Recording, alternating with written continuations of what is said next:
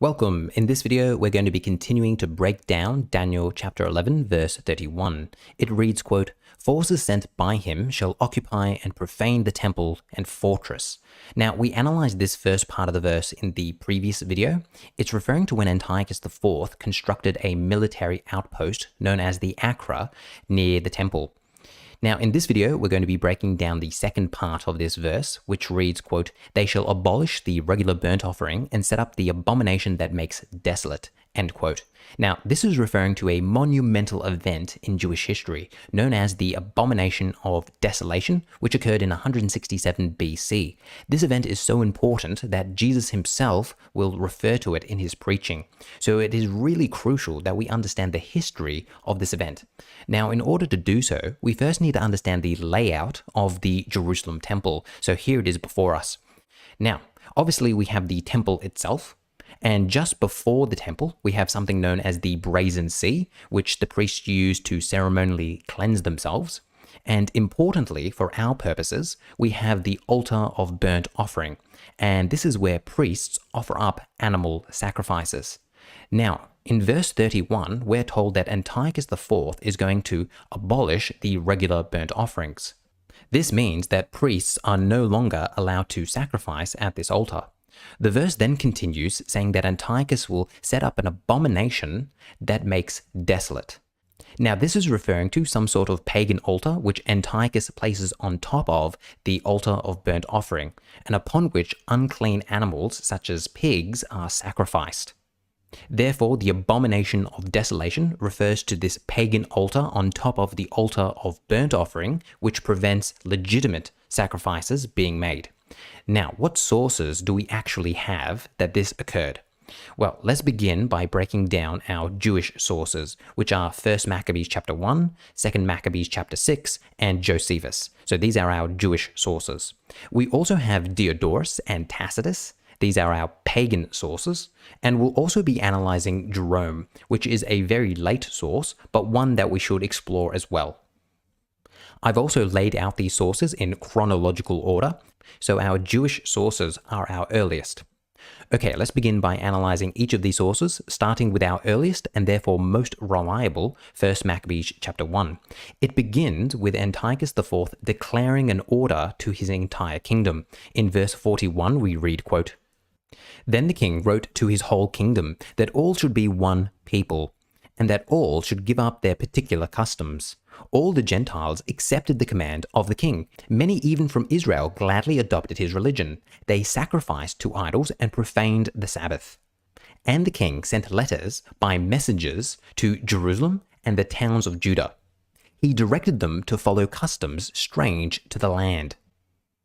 He forbid burnt offerings and sacrifices, and drink offerings in the sanctuary, to profane Sabbaths and festivals, to defile the sanctuary and the priests, to build altars and sacred precincts and shrines for idols, to sacrifice swine and other unclean animals, and to leave their sons uncircumcised.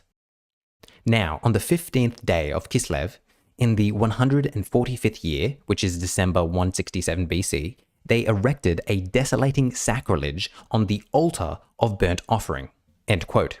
Now, this is referring to the pagan altar on top of the altar of burnt offering upon which pigs are sacrificed. Newsom, commenting on verse 31 of Daniel, writes the following, quote, "The desolating abomination, Daniel 11:31, refers to a pagan altar that was apparently erected on top of the altar of burnt offering, 1 Maccabees chapter 1:54, thus making it impossible to conduct the daily burnt offerings according to the law," end quote.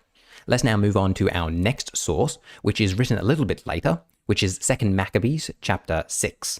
It reads, quote, "Not long after this, the king sent an Athenian senator to compel the Jews to forsake the laws of their ancestors and no longer to live by the laws of God. Also to pollute the temple in Jerusalem and to call it the temple of Olympian Zeus." Now let's just pause here for a moment.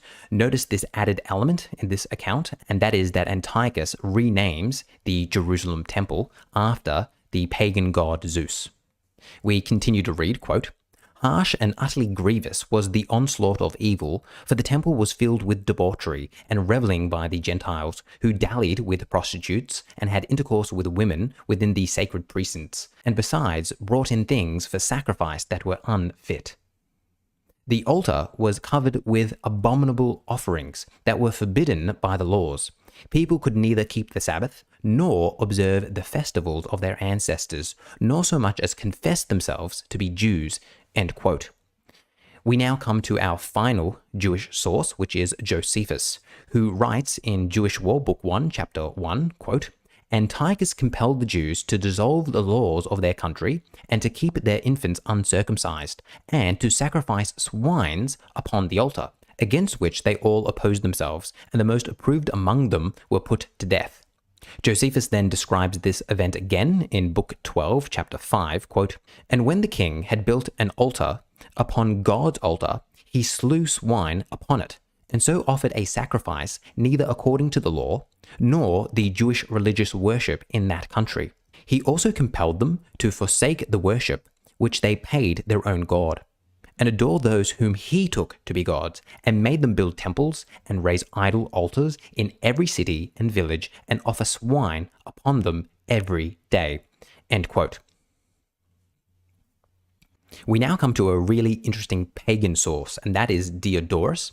Now, Diodorus is a Greek historian who wrote between 60 and 30 BC, and as we're reading this quote, it's going to become pretty apparent that Diodorus is pretty anti-Semitic, so just keep that in mind as we're reading it. Okay, let's begin. Quote, "King Antiochus besieged Jerusalem. The Jews withstood the siege for some time, but when all their provisions were used up, they were forced to send ambassadors to him to seek terms for a truce. Many of Antiochus's friends urged him to storm the city and to root out the whole nation of the Jews, for the Jews only of all people hated to mix with any other nations and treated them all as enemies. They suggested to Antiochus that the ancestors of the Jews were driven out of Egypt as impious and hateful to the gods. For seeing that their bodies were infected with white marks and leprosy, the Egyptians gathered the Jews all together and expelled them out of their country as profane and wicked wretches. After they were thus expelled, they settled around Jerusalem and were afterwards united into one nation called the nation of the Jews. But their hatred of all other men descended with their blood to their posterity, and therefore they made strange laws, and quite different from other people. They never will eat nor drink with any other nation or wish them any prosperity. Antiochus, surnamed Epiphanes, after subduing the Jews, entered into the temple of God, into which none was allowed to enter by their law except the priest. Antiochus found in there the image of a man with a long beard, carved in stone, sitting upon an ass. He took it to be Moses, who built Jerusalem and brought the nation together, and who established by law all their wicked customs and practices, abounding in hatred and enmity to all other men. Okay, we need to stop here for a moment. This is obviously not true. There was no statue of Moses sitting on a donkey in the Jerusalem temple. This is obviously some sort of ancient, false, anti-Semitic polemic that was floating about the ancient world. I think we can say pretty confidently that there wasn't a big statue of Moses sitting on a donkey in the Jerusalem temple. That's kind of ludicrous. Okay, let's keep on reading what Diodorus has to say. He continues, quote, "Antiochus, therefore, abhorring their antagonism to all other people, tried his utmost to abolish their laws. To that end, he sacrificed a great swine at the image of Moses and at the altar of God that stood in the outward court, and sprinkled them with the blood of the sacrifice. He commanded likewise that the books by which they were taught to hate all other nations should be sprinkled with the broth made of the swine's flesh." End quote. So a very interesting source there, which really shows us the anti-Semitism of the ancient world, but also verifies for us the abomination of desolation. But of course, you do need to ignore certain parts which are plainly not true.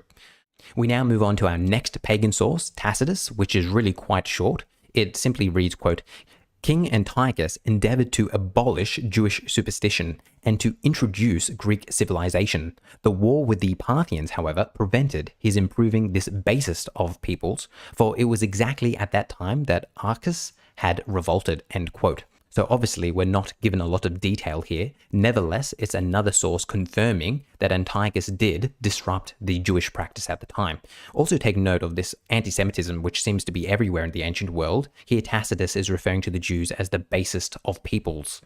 Okay, let's now continue on to our final source, and that is Jerome. Now, Jerome is very late. Jerome writes a commentary of Daniel in 400 AD, so you might be asking yourself, why on earth are we even considering him a source at all?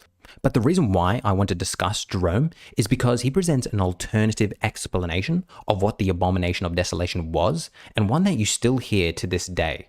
So Jerome writes in his commentary on Daniel, quote, Antiochus, 2 years after he had plundered the temple in order to exact tribute from the Jews and also to eliminate the worship of God, setting up an image of Jupiter Olympus in the temple at Jerusalem, and also statues of Antiochus himself. These are described as the Abomination of Desolation, having been set up when the burnt offering and continual sacrifice were taken away. End quote. So take note of what Jerome is saying here. Jerome is telling us that the Abomination of Desolation are these statues of Zeus and himself which he erects in the temple. This is opposed to what we've read in our earlier sources, which told us that the Abomination of Desolation was in fact this pagan altar placed upon the altar of burnt offering, upon which pigs are sacrificed. Now, since Jerome is such a late source, we can say with confidence that yes, the pagan altar was in fact the Abomination of Desolation, as our earlier sources tell us. But then we're left wondering, where did this idea come from? Well, Miller, in his book about this, writes the following, quote, all that we can be certain of is that the temple was dedicated to Zeus Olympus, the favored god of Antiochus, and that sacrifices of pigs were carried out on a pagan altar constructed over the altar of burnt offering. He continues, quote, later writers thus clearly assumed that the attribution of the temple of Zeus will have involved a cult statue. In conclusion, however, it has to be admitted that we do not know whether there was a cult statue or more than one in the temple, end quote. So what Miller is saying here is that because we know that Antiochus dedicates the temple to Zeus, as our 2 Maccabees chapter 6 source told us, there obviously was an idea floating around that this meant that statues of Zeus must have been erected, but we simply aren't told that in our earliest sources, so there's therefore no reason to think that. Rather, what we know based upon our earliest sources is that the Abomination of Desolation referred to a pagan altar placed on top of the altar of burnt sacrifices upon which pigs are sacrificed. And that is where we're going to end this video. As always, if you're enjoying these videos, your support would be greatly appreciated. Please consider supporting me on Patreon. The link is in the description. Just $1 a month makes a huge difference to me, and you really support the channel. But if you're not in a position to give, please consider hitting the like button, leaving some comments, and subscribing. I hope you enjoyed the video, and as always, I'll see you in the next one.